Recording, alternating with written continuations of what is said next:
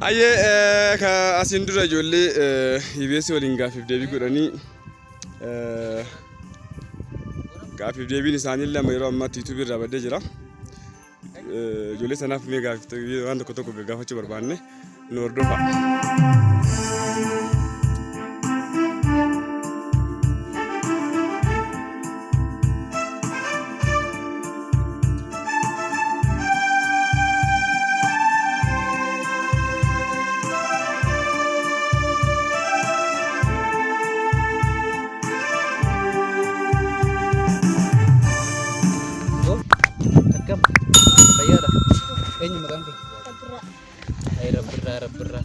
TV IBS warra Amara tokko rakkisee arga.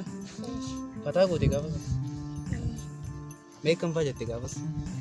Maal jettere gaafaatti geessu akka gumanda galtee waadaa galtee osoo gandarra deemtu biyyi sirraa garagalee.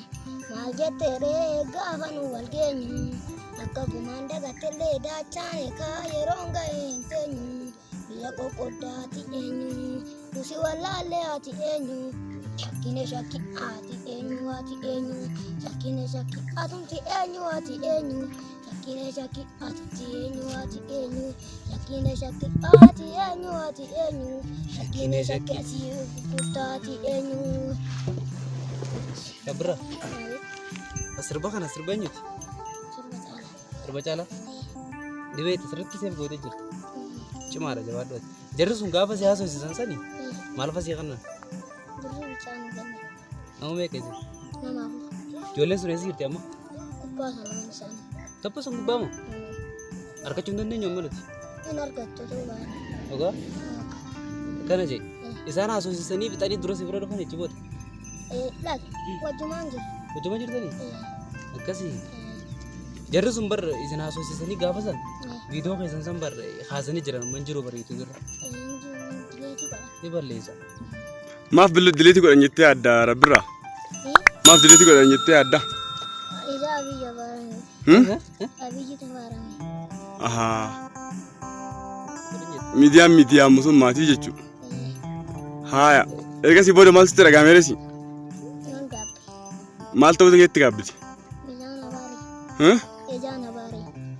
Baga abaareetta moo maaliif abaaree jettee gaabbite? Maaliifan abaaree een gaabbe. Maaliif? Eenyu abaartee?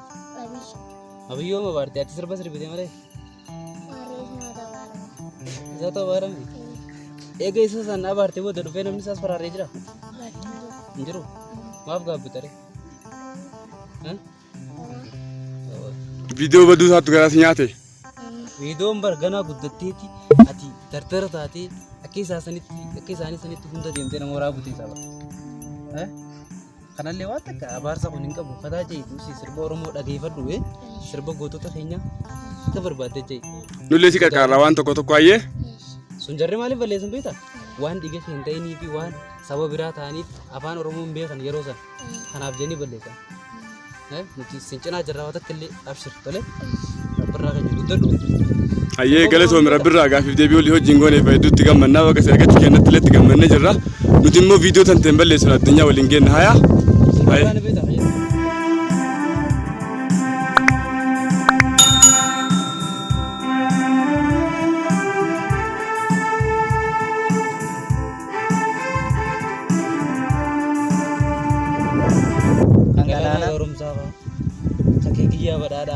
Hacaaluu fa'a.